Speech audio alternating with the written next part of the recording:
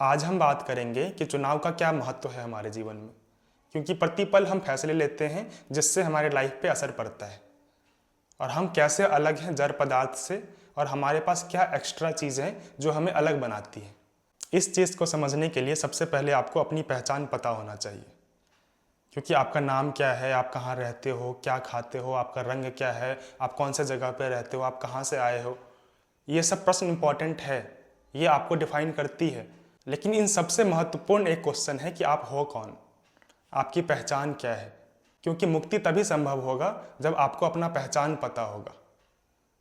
पहचानना मतलब आपका विवेक, आपका बुद्धि, आपका शक्ति, आपका चुनाव, ये सबसे इंपॉर्टेंट है कि आप क्या चुनते हो।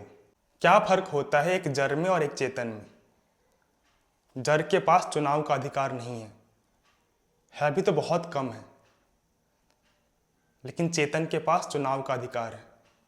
आप मनुष्य हो, आप में चुनने का अधिकार है। जड़ पदार्थ का जो कर्म है वो पूर्व निर्धारित है।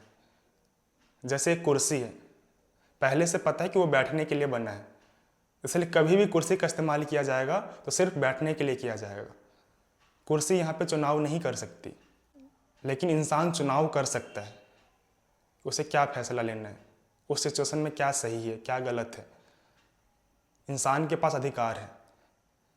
हर इंसान पैदा जड़ की तरह ही होता है, एक कुर्सी की तरह ही होता है। जैसे बच्चा किसी के भी गोद में चला जाता है, वहाँ पे वो चुनाव नहीं कर पाता है। हम जन्म तो लेते हैं एक जड़ पदार्थ की तरह ही, लेकिन जैसे जैसे हम बड़े होते हैं हमारे पास ये अधिकार आती है चुनने की, और जिसके पास चुनाव की शक्ति है वही मनुष्य है। कुछ हद तक तो पेड़ पौधे और जीव जंतुओं के पास भी चुनाव का अधिकार नहीं होता है।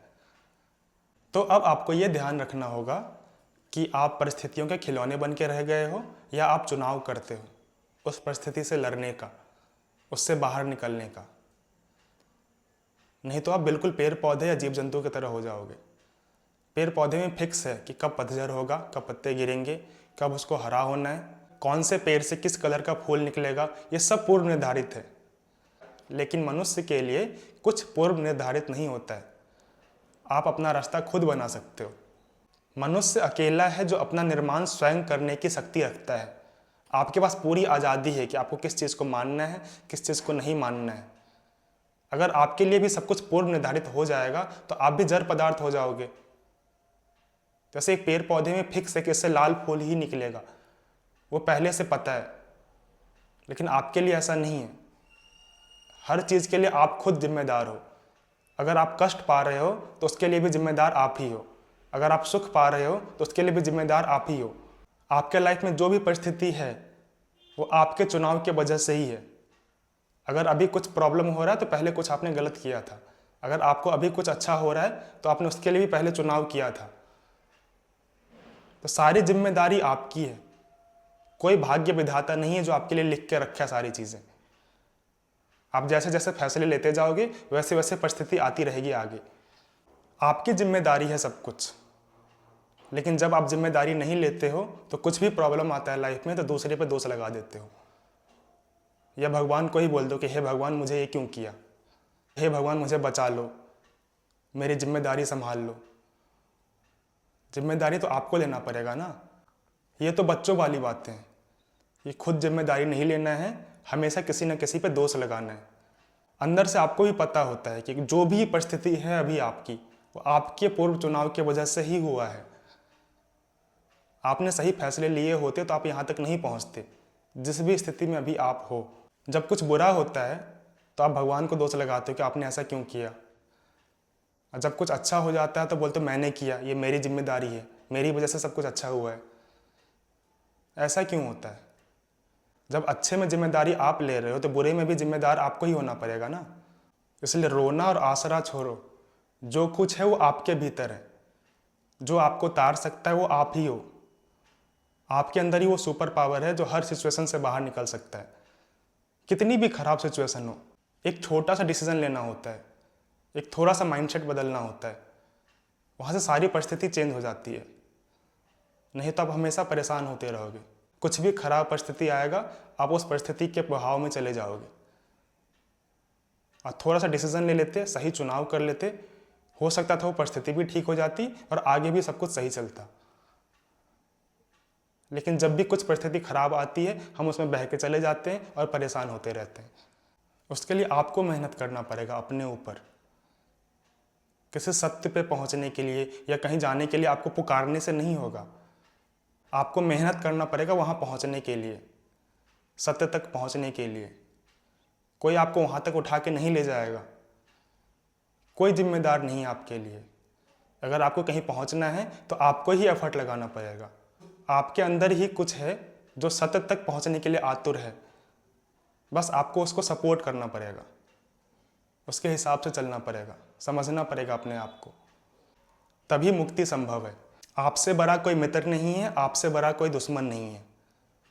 आपको अपना सहयोग खुद ही करना पड़ेगा। तो ये भी चुनाव आपके पास है कि अपने आप को सहयोग करके आगे बढ़ना चाहते हो, अच्छी लाइफ जीना चाहते हो, या अपने आप को डिस्ट्रक्टिव बना के अपना लाइफ खुद ही खराब करना चाहते हो। हर सिचुएशन में ये फैसले लेने का अधिकार आपके पास होता है।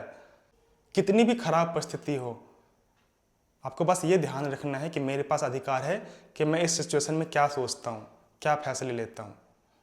और इसमें जो हेल्प करेगा वो आपके अंदर ही है, आपका हितैषी आपके अंदर ही है। लेकिन हम अंदर झांकते ही नहीं हैं, हमेशा हम बाहर ही ढूंढने लगते हैं, या किसी को दोष लगाते हैं, किसी को ब्लेम डालते हैं, या किसी से मदद मांगने चले जाते हैं। मदद मांगने में कोई दिक्कत नहीं है, लेकिन उससे पहले अपने अंदर झांको कि क्या सॉल्यूशन है इसका, और आपको मिलेगा अंदर से सॉल्यूशन।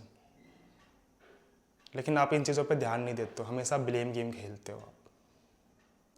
आप हो तो देखो कि आप बंधन में हो, आप हो तो ये डिसाइड करो कि इस बंधन से निकलना है। आप हो तो आपको ये फैसला लेना पड़ेगा, आपको ये जिम्मेदारी लेनी पड़ेगी कि इस बंधन से निकलने के लिए मुझे क्या क्या करना पड़ेगा। कहीं भी आप फंसे हो, किसी भी सिचुएशन में, फाइनेंशियल है, रिलेशनशिप में है, मनी में है, करियर में, किसी भी सिचुएशन में आप हो, हर चीज़ में जिम्मेदारी आपको लेना पड़ेगा, एफर्ट आपको लगाना पड़ेगा। क्योंकि प्रॉब्लम में आप हो, जड़ तक आपको जाना पड़ेगा। इन सारे बंधनों से निकलने के लिए सारा एफर्ट आपको लगाना पड़ेगा, सारा सत्ता आपका है। ब्लेम लगाना छोड़ो।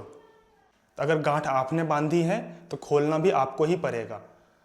लेकिन आप चाहते हो कि आप हमेशा बने बनाए रास्ते पे चलो और प्रॉब्लम में फंस जाते हो।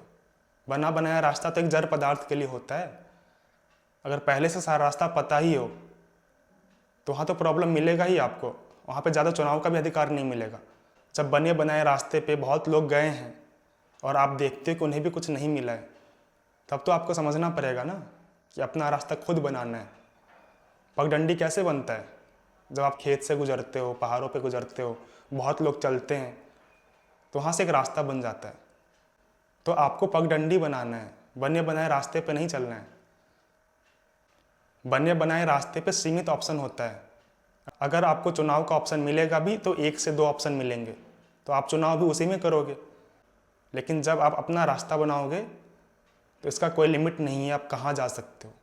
सत्य के रास्ते पे चलना है तो आपको अपना रास्ता खुद बनाना पड़ेगा, अकेला चलना पड़ेगा, संकरा रास्ते से चलना पड़ेगा और खुद ही पहुंचना पड़ेगा वहाँ पे।